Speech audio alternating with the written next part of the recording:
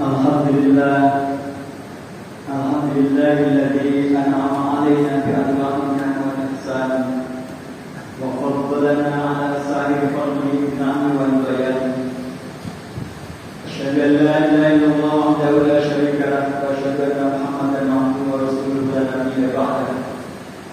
Allahumma shalli wa sallim wa barik 'ala sayyidina Muhammad wa 'ala ali sayyidina Muhammad. فيا أيها الناس أوصيكم ونفسي بتقوى الله فقد فاز المتقون. قال تعالى في كتابه الكريم: أعوذ بالله من الشيطان الرجيم. يا أيها الناس إنا خلقناكم من ذكر وأنثى وجعلناكم شعوبا وقبائل لتعارفوا إن أكرمكم عند الله أتقاكم إن الله عليم خبير. Hadirin jamaah Jumat rahmatullah. Alhamdulillah wa syukurillah, pada siang hari ini kita masih diberikan kepada Allah Subhanahu wa taala untuk melaksanakan ibadah salat Jumat di masjid yang mulia ini. Mudah-mudahan kesehatan dan kenikmatan yang kita dapatkan sekarang ini bisa menambah takwa kita kepada Allah Subhanahu wa taala. Salam dan salam kita sampaikan pada Nabi Muhammad SAW. Mudah-mudahan kita selalu mendapat syafaatnya dari akhir amin ya rabbal alamin. Mengawali khutbah pada kesempatan kali ini, khotib berpesan kepada diri khotib dan juga kepada seluruh jamaah kaum muslimin rahimahumullah untuk senantiasa meningkatkan iman dan takwa kepada Allah Subhanahu wa taala, untuk meningkatkan ibadah kepada Allah Subhanahu wa taala. Dengan memperbanyak ibadah kepada Allah Subhanahu wa taala, maka iman dan takwa kita akan senantiasa terjaga. Hadirin jamaah rahmatullah, mengawali khutbah ini saya mengutip surat Al-Hujurat yang tadi saya sampaikan, yang artinya, hai orang-orang yang beriman, sesungguhnya aku telah menjadikan kamu sekalian menjadi laki-laki dan perempuan, dan menjadikanmu berbangsa-bangsa, berkabilah-kabilah, agar kamu lita'arufu, agar kamu sekalian saling mengenal. Sesungguhnya inna akramakum indallahi atqakum, sesungguhnya yang paling mulia di sisi Allah Subhanahu wa taala adalah yang paling bertakwa kepada Allah Subhanahu wa taala. Ada satu kisah yang disampaikan dalam kitab Al-Qawaidul Mas'uliyah yang mengisahkan tentang Sayyidina Ali radhiyallahu.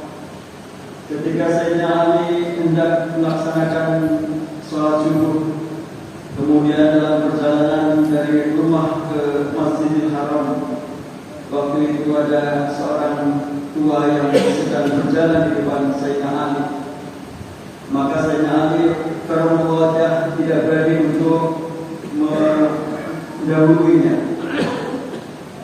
Beliau menunggu sampai orang yang tua itu berangkat duluan, kemudian Sayyidina Ali baru di belakangnya. Dan sampai ketika arah masjid, ternyata baru tahu bahwa orang yang berjalan di depan Sayyidina Ali adalah bukan orang Muslim yang akan melaksanakan ibadah sholat subuh. Tetapi dalam diri Sayyidina Ali mengatakan bahwa siapapun yang berjalan di depan kita, apakah dia Muslim atau tidak, maka karena ketuaannya, maka saya menghormati orang tersebut. Ketika Sayyidina Ali radhiyallahu anhu sampai ke masjid, ternyata Nabi Muhammad SAW sedang mengimami, dan ketika yang terakhir Nabi sangat lama sekali sampai Sayyidina Ali masuk, dan kemudian Allah baru menjadi makmum yang masuk, baru Nabi Muhammad SAW yang tinggal dan kemudian melaksanakan sampai akhir sholat subuh. Setelah sholat subuh, para sahabat bertanya, kenapa ya Nabi, ketika panjenengan mengimami sholat subuh, di rukuk terakhir panjenengan sangat lama sekali? Nabi bersabda, Aku belum tahu, karena tadi ketika aku mau tinggal, ada malaikat Jibril yang kemudian menghalangi untuk ijtihad sampai kemudian Ali karramallahu wajhah sampai masjid. Kemudian malaikat datang kemudian menyampaikan kepada Nabi Muhammad SAW bahwa ketika menghalangi untuk ijtihad adalah dalam rangka Nabi menunggu kedatangan Sayyidina Ali, karena kedatangan Sayyidina Ali terlambat karena menghormati ada orang tua yang berjalan di depannya. Inilah yang kemudian dalam sabda Nabi Muhammad SAW, Nabi bersabda, "Laisa minna man lam yarham saghirana wa lam yughfir kabirana." Tidaklah menjadi bagian dari umat man lam yarham saghirana, orang yang tidak mencintai orang-orang yang lebih muda, wa lam yughfir kabirana, dan orang yang tidak memudahkan orang-orang tua di antara kaum sekalian. Inilah yang kemudian dicontohkan oleh Sayyidina Ali, bahwa siapapun yang ada di depan kita, siapapun yang ada di sekitar kita, tapi dia adalah orang tua, maka kita hormati. Siapapun yang memberikanmu sama masyarakat kita, tentu kita menghormati tanpa kemudian harus menunggu apakah dia muslim atau tidak. Ini menunjukkan bahwa Islam sebagai agama yang rahmatan lil alamin bermanfaat tidak hanya kepada umat Islam, tetapi juga kepada semua umat di rahmat di dunia ini. Hadirin jamaah rahimakumullah, ini ayat ini saya sampaikan kepada kita sekalian, mengingatkan kepada kita jamaah masjid dimanapun berada, khususnya di Masjid Al-Mu'min ini. Mari kita jadikan masjid ini sebagai tempat untuk meningkatkan iman dan takwa kepada Allah Subhanahu wa taala. Siapapun yang datang di sini adalah tamu kita, Allah Subhanahu wa taala. Karena apa? Ada beberapa masjid dan beberapa bulan yang lalu, beberapa minggu yang lalu, ada satu masjid di Sumatera namanya Masjid Sibolga, yang kemudian ada seorang laki-laki muda yang kemudian dikeroyok oleh orang yang ada di masjid. Entah itu siapapun orangnya, apakah itu orang jamaah masjid atau mungkin orang pendatang yang lainnya.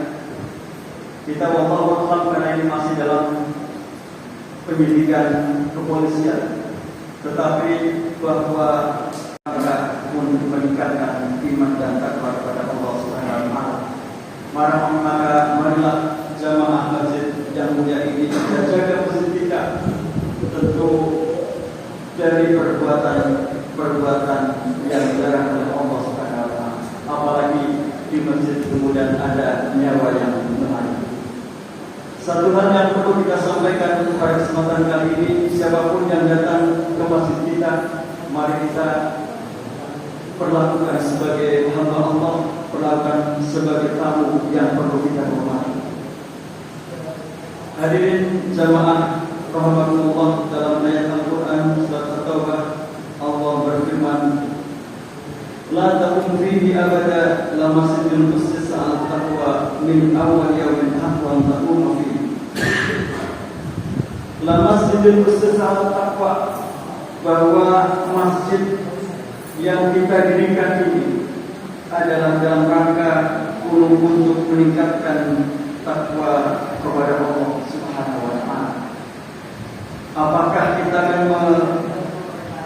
mengisi kegiatan-kegiatan kita dengan amal ibadah makhluk, atau juga boleh dengan ibadah sosial? Sebagaimana yang kita ketahui bersama bahwa masjid kita lebih banyak pada upaya-upaya ibadah makhluk, dan sekarang ini sudah mulai menjalar kepada ibadah sosial, tergantung pada situasi, kondisi, dan pengurus masjid kita. Andaikan masjid kita ini lebih banyak ibadah makhluk, tentu ini adalah tugas utama masjid, yakni mengarahkan kepada jamaahnya untuk memperbanyak ibadah kepada Allah Subhanahu wa taala. Kalau untuk ibadah sosial, ya mari kita ramaikan masjid ini dengan kegiatan-kegiatan yang mendukung kepada Islam yang berpatan yang alami. Boleh saja di beberapa masjid ada yang menggunakan masjid untuk tempat istirahat, ada juga di beberapa masjid yang digunakan untuk tempat diskusi, ada tempat ibadah, ada tempat pendidikan dan sebagainya. Tentu ini dipersilahkan sesuai dengan kemampuan jamaah masjid masing-masing. Marilah Bapak sekalian, jadikanlah masjid kita untuk beribadah yang baik, yang mendekatkan diri kepada Allah Subhanahu wa taala tanpa ada diskriminasi, apakah itu dari kelompok A, kelompok B, yang jelas dalam surat Al-Quran dari disebutkan waja'alnakum syu'uban wa qabaila lita'arafu. Kita tentu berbeda-beda pahamnya, kita tentu berbeda-beda mazhabnya, kita tentu berbeda-beda cara beragama kita, tetapi marilah jadikanlah masjid ini sebagai tempat untuk meningkatkan iman dan takwa kepada Allah Subhanahu wa taala. Hadirin jamaah Jumat rahimahullah, dalam satu hadis disebutkan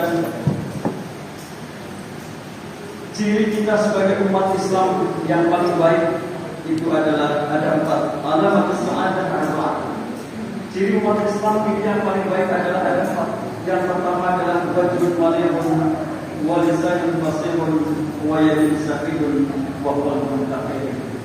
Agar kita menjadi jamaah yang baik, tentu yang pertama adalah wajhul waliyun. Yang pertama adalah wajah yang menyenangkan.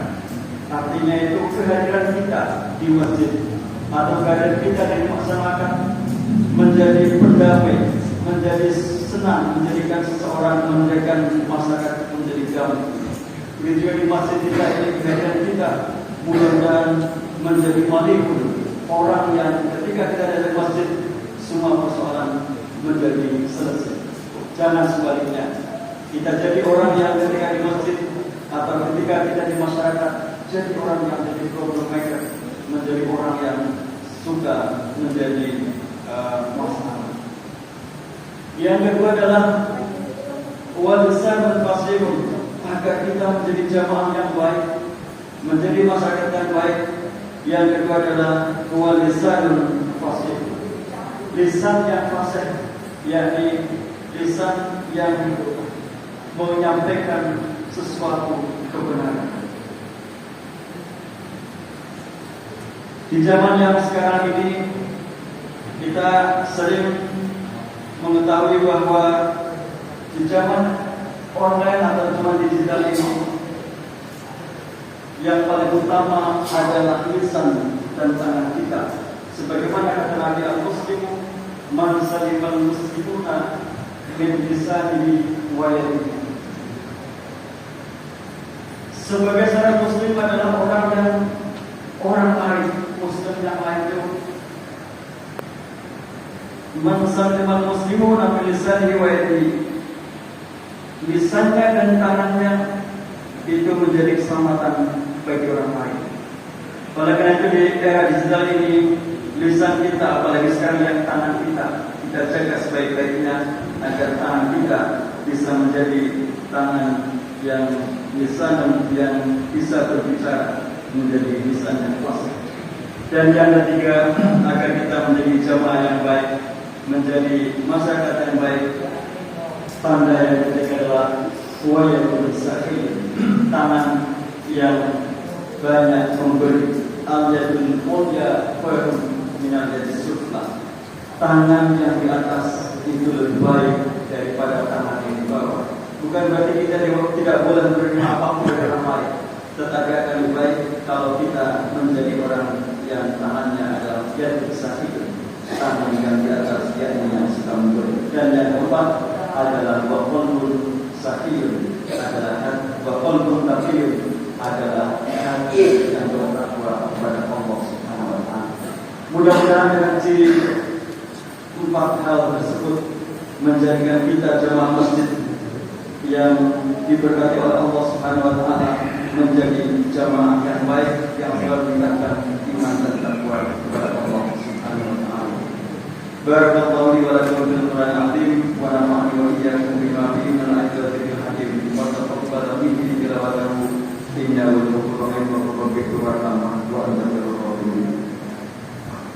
Alhamdulillah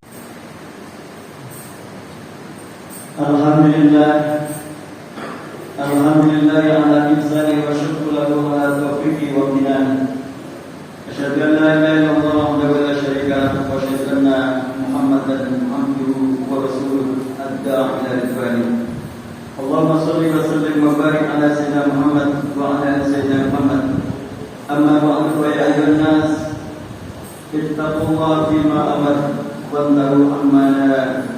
واعلموا أن الله أمركم بأمر بدأ به بنفسه وثنى بملائكة قدسه. قال تعالى في كتابه الكريم: أعوذ بالله من الشيطان الرجيم. إن الله وملائكته يصلون على النبي يا أيها الذين آمنوا صلوا عليه وسلموا تسليما.